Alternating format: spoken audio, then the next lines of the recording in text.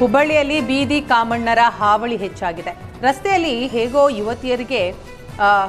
ಹೋಗುವಂತಹ ಯುವತಿಯರಿಗೆ flying kiss ಕೊಟ್ಟು ಚುಡಾಯಿಸಿದ ರೋಡ್ ರೋಮಿಯೋಗಳನ್ನು ಪೊಲೀಸರು ಬಂಧಿಸಿದ್ದಾರೆ. ಹುಬ್ಬಳ್ಳಿಯ ಗೋಕುಲ್ ರಸ್ತೆಯಲ್ಲಿ ಸ್ಕೂಟಿಯಲ್ಲಿ ಹೋಗ್ತಾ ಇದ್ದ ಯುವತಿಯರಿಗೆ ಇಬ್ಬರು ಬೀದಿ ಕಾಮಣ್ಣರು ಫ್ಲೈಯಿಂಗ್ ಕಿಸ್ ಕೊಡ್ತಿದ್ರು. ಯುವಕರ ಅಸಭ್ಯತನವನ್ನ ಸೆರೆ ಹಿಡಿದು ಸೋಷಿಯಲ್ ಮೀಡಿಯಾದಲ್ಲಿ ಯುವತಿಯರು ಹರಿಬಿಟ್ಟಿದ್ರು. ವಿಡಿಯೋ ಗಮನಿಸಿದ ಹುಬ್ಬಳ್ಳಿ ಗೋಕುಲ್ ಠಾಣೆ ಪೊಲೀಸರು ಸ್ವಯಂ ಪ್ರೇರಿತ ದೂರು ದಾಖಲಿಸಿಕೊಂಡು ಹುಬ್ಬಳ್ಳಿ ನಗರದ ಸಂದೇಶ್ ಸುರೇಶ್ ಇಬ್ಬರನ್ನು ಬಂಧಿಸಿದ್ದಾರೆ.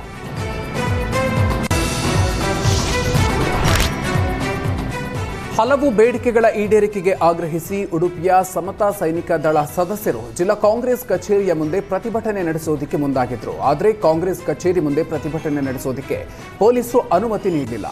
ಕಾಂಗ್ರೆಸ್ ಕಚೇರಿಗೆ ವಿಶೇಷ ಭದ್ರತೆಯನ್ನ ವಹಿಸಲಾಗಿತ್ತು. ಹುತಾತ್ಮ ಸ್ಮಾರಕದಿಂದ ನಡೆದುಕೊಂಡು ಬಂದ ಪ್ರತಿಭಟನಾಕಾರರು ಕಾಂಗ್ರೆಸ್ ಕಚೇರಿಗೆ ತೆರಳೋದಕ್ಕೆ ಮುಂದಾದಾಗ ಪೊಲೀಸರು ತಡೆದಿದ್ದಾರೆ. ಈ ವೇಳೆ ಪ್ರತಿಭಟನಾಕಾರರು ಮತ್ತು ಪೊಲೀಸರ ಮಧ್ಯೆ ವಾಗ್ವಾದ ನಡೆಯಿತು. ಪ್ರತಿಭಟನಾಕಾರರು ನಾವು ಭಯೋತ್ಪಾದಕರಲ್ಲ ಅಂತ ಕೂಗಾಡಿ ಆಕ್ರೋಶವನ್ನು ವ್ಯಕ್ತಪಡಿಸಿದ್ದಾರೆ. ಬಳಿಕ ಕಾಂಗ್ರೆಸ್ ನಾಯಕರು ಸ್ಥಳಕ್ಕೆ ಬಂದು ಪ್ರತಿಭಟನಾಕಾರರಿಂದ ಮನವಿಯನ್ನ ಸ್ವೀಕರಿಸಿದ್ರು. ಈ ವೇಳೆ ಅಂಬೇಡ್ಕರ್ ಆವಾಸ್ ಮನೆ ನಿರ್ಮಾಣಕ್ಕೆ 9 ಲಕ್ಷ ನೀಡಬೇಕು, ಬಸವ ಇಂದಿರಾ ಆವಾಸ್ ಮನೆಗಳಿಗೆ 5 ಲಕ್ಷ ರೂಪಾಯಿ ಸಹಾಯಧನ ಘೋಷಿಸಬೇಕು ಅಂತ ಸಮತಾ ಸೈನಿಕ ದಳ ಒತ್ತಾಯಿಸಿದೆ.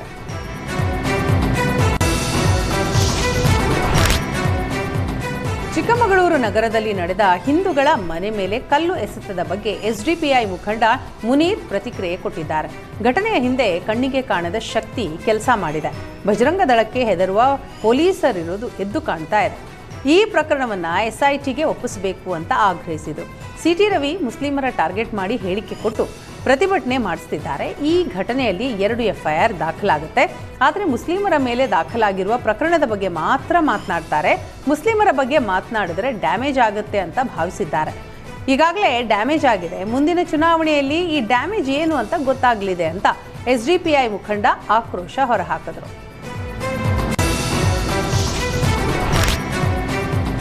ಜಿಲ್ಲಾಸ್ಪತ್ರೆಯಲ್ಲಿ ಚಿಕಿತ್ಸೆ ಪಡೆದು ಗುಣಮುಖನಾದ್ರೂ ರೋಗಿಯನ್ನ ಕರೆದೊಯ್ಯೋದಕ್ಕೆ ಕುಟುಂಬಸ್ಥರು ಬಾರದ ಘಟನೆ ಉಡುಪಿಯಲ್ಲಿ ನಡೆದಿದೆ. ಈ ಹಿನ್ನೆಲೆ ಕಾರ್ಕಳದ ಹೊಸಬೆಳಕು ಆಶ್ರಮದ ಸಂಚಾಲಕರಾದ ತನುಲಾ ತರುಣ್ ಹಾಗೂ ಗೌರೀಶ್ ಯುವಕನಿಗೆ ಆಶ್ರಮದಲ್ಲಿ ಆಶ್ರಯ ಕೊಟ್ಟಿದ್ದಾರೆ. ಜಿಲ್ಲಾಸ್ಪತ್ರೆಯಿಂದ ಗುಣಮುಖರಾದ ರಾಯಚೂರಿನ ನಿವಾಸಿ ಬಾಬಾ ಸಾಹೇಬ್ನನ್ನ ಡಿಸ್ಚಾರ್ಜ್ ಮಾಡಿಸಿ ಕಾರ್ಕಳದ ಹೊಸಬೆಳಕು ಆಶ್ರಮಕ್ಕೆ ಕರೆದೊಯ್ಯಲಾಗಿದೆ. ಯುವಕನಿಗೆ ಪುನರ್ವಸತಿ ಕಲ್ಪಿಸಿ ಆಶ್ರಮದವರು ಮಾನವೀಯತೆಯನ್ನು ಮೆರೆದಿದ್ದಾರೆ.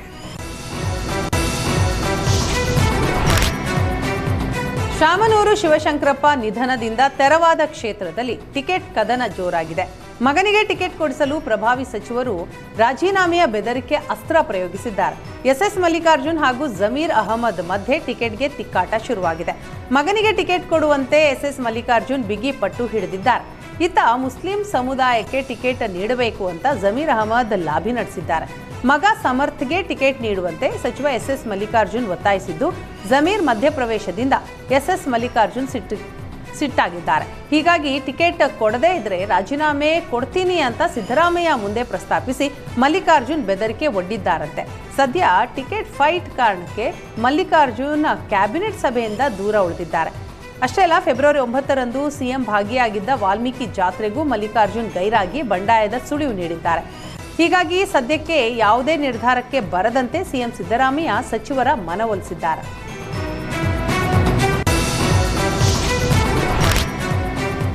ಕಾಂಗ್ರೆಸ್ನಲ್ಲಿ ನಾಯಕತ್ವ ಬದಲಾವಣೆಯ ಚರ್ಚೆ ದಿನಕ್ಕೊಂದು ಸ್ವರೂಪ ಪಡ್ಕೊಳ್ತಾ ಇದೆ. ಈ ಮಧ್ಯೆ ಮತ್ತೆ ದಲಿತ ಮುಖ್ಯಮಂತ್ರಿ ಕೂಗು ಕಿಚ್ಚೆಬ್ಬಿಸಿದೆ. ದಲಿತ ಸಿಎಂ ಯಾಕಾಗಬಾರ್ದು ಎಂದ KN ರಾಜಣ್ಣ ಹೇಳಿದ್ದು ಮತ್ತೆ ದಲಿತ ಸಿಎಂ ಕೂಗು ಮುನ್ನೆಲೆಗೆ ಬಂದಿದೆ. ವಾಸ್ತವಾಂಶ ಹೇಳಿಬಿಟ್ರೆ ಬಹಳ ಜನಕ್ಕೆ ಹಿಡಿಸೋದಿಲ್ಲ. ವಾಲ್ಮೀಕಿ ಬಲಿಜ ಸಮಾಜದಿಂದ ಯಾಕೆ ಸಿಎಂ ಆಗಬಾರ್ದು ಅಂತ ಪ್ರಶ್ನೆ ಮಾಡಿದರು. ಎಲ್ಲ ಸಮುದಾಯದವರಿಗೂ ನ್ಯಾಯ ಕೊಡುವಂಥದ್ದು ಕಾಂಗ್ರೆಸ್. ಶಾಸಕರ ಒಲವು ಯಾರಿಗಿರುತ್ತೋ ಅವರು ಸಿಎಂ ಆಗ್ತಾರೆ. ಕಾಂಗ್ರೆಸ್ನಲ್ಲಿ ಒಕ್ಕಲಿಗರು ಲಿಂಗಾಯತರು ಕೂಡ ಸಿಎಂ ಆಗಿದ್ದಾರೆ. ಬೇರೆ ಸಮುದಾಯಕ್ಕೆ ನ್ಯಾಯ ಎಲ್ಲಿ ಕೊಟ್ಟಂಗಾಗತ್ತೆ ಅಂತ ರಾಜಣ್ಣ ಪ್ರಶ್ನಿಸಿದ್ದು ಮತ್ತೆ ದಲಿತಾಸ್ತ್ರವನ್ನ ಪ್ರಯೋಗ ಮಾಡಿದ್ದಾರೆ.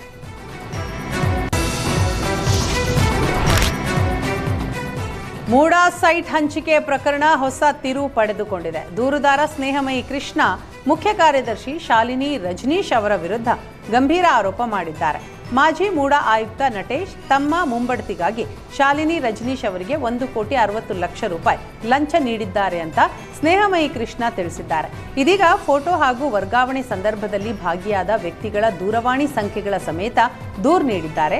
ಇಡಿ ಮತ್ತು ಐಟಿ ಅಧಿಕಾರಿಗಳಿಗೆ ಸ್ನೇಹಮಯಿ ಕೃಷ್ಣ ದೂರು ನೀಡಿದ್ದಾರೆ. ಫೆಬ್ರವರಿ 9ರಂದು ಬೆಂಗಳೂರಿನಿಂದ ಕೋಟ್ಯಾಂತರ ರೂಪಾಯಿ ಹಣವನ್ನ 5 ಬ್ಯಾಗ್ಗಳಲ್ಲಿ ಮೈಸೂರಿಗೆ ತರಲಾಗಿದೆ. ಎಲ್ಲಿಂದ ಬಂದಿದೆ ಎಂಬ ಸ್ಪಷ್ಟ ಮಾಹಿತಿ ಇರೋದಿಲ್ಲ ಅಂತ ದೂರಿನಲ್ಲಿ ಉಲ್ಲೇಖಿಸಿದ್ದಾರೆ. ಹಾಗೂ ಅದರಲ್ಲಿದ್ದ ಹಣ ಶಾಲಿನಿ ರಜನೀಶ್ ಅವರ ಕಡೆಯವರಿಗೆ ನೀಡಿದ್ದಾರೆ ಅಂತ ಸ್ನೇಹಮಯಿ ಕೃಷ್ಣ ಆರೋಪಿಸಿದ್ದಾರೆ.